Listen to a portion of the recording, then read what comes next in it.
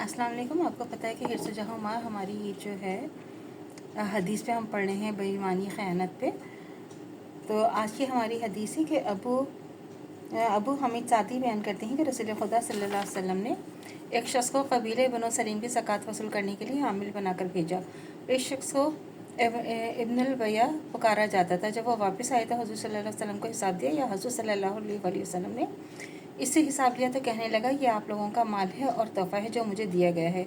इस पर रसूल खुदा सल्लल्लाहु अलैहि वसल्लम ने फरमाया कि अगर तू सच्चा है तो अपने माँ बाप के घर क्यों ना बैठा रहा कि तेरा हदिया तेरे पास आता।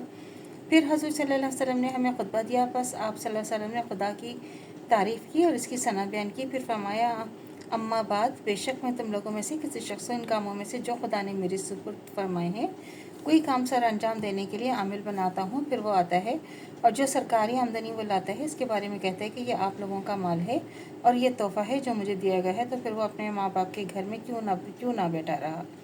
इसका तोहफ़ा इसे पहुँच जाता। खुदा की कसम, तुम में से जो शख्स भी कोई ऐसी शख्स लेगा जिस पर इसका हक़ ना होगा तो वह क़यामत के दिन अल्लाह ताला से इस हाल में मिलेगा कि वो चीज़ इस पर सवार होगी। मैं तुम में से एक आदमी को पहचान लूँगा जो अल्लाह को इस हाल में मिलेगा कि बिलबिलाते ऊँट या चिल्लाती गाय या मेमाती बकरी को अपने ऊपर सवार किए होगा, क्योंकि इसने ज़िंदगी में इस जानवर को ख़यानत से हासिल किया होगा।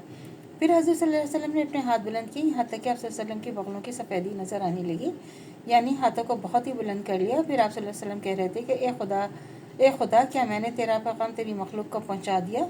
इस हदीस के रावी अबू हमीद सादी बयान करते हैं कि मेरी आंखों ने हज़ूर सल्लल्लाहु अलैहि वसल्लम को ऐसे करते देखा, मेरी कानों ने हज़ूर सल्लल्लाहु अलैहि वसल्लम को ऐसे फरमाते सुना। सही बुखारी की हदीस है। अब इसमें क्या है कि इसकी तशरीह क्या है कि सरकारी मुलाजिम लोगों से वो हदिया लेने का हक़दार नहीं जो उसे महज इसलिए दिया गया है कि वह सरकारी मुलाजिम है। यही शख्स अगर अपने माँ बाप के घर बैठा होता और सरकारी मुलाजिम ना होता तो लोग इसे हदिया देने इसके माँ बाप के घर कभी ना जाते। मकसद यही है कि अपने सरकारी ओहदे के ज़रिए इस किस्म के फ़वाइद उठाने नाजायज़ हैं। हज़रत सल्लल्लाहु अलैहि वसल्लम ने यहाँ ऊँट, गाय और बकरी का जिक्र इसलिए फरमाया है, इस ज़माने में माल ज़्यादातर जानवरों की शक्ल में होता था। ऊँट और गाय बकरी का जिक्र करने से मुराद यही कि माल ना लिया जाए। जिस शक्ल में भी हो, आजकल नकदी का ज़्यादा रिवाज है। किसी और ज़माने में माल की कोई और ख़ास शक्ल ज़्यादा मुरव्वज हो सकती है।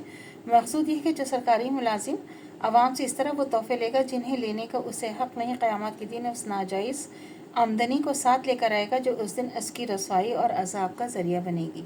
तो अल्लाह से दुआ करनी चाहिए जो हमारे ईमान है मरते दम तक कायम दायम रहे, ख़ात्मा बिलखैर ईमान पर हो। इजाज़त दीजिए। अल्लाह हाफ़िज़। मेरे चैनल को लाइक कीजिए, शेयर कीजिए, सब्सक्राइब कीजिए। शुक्रिया।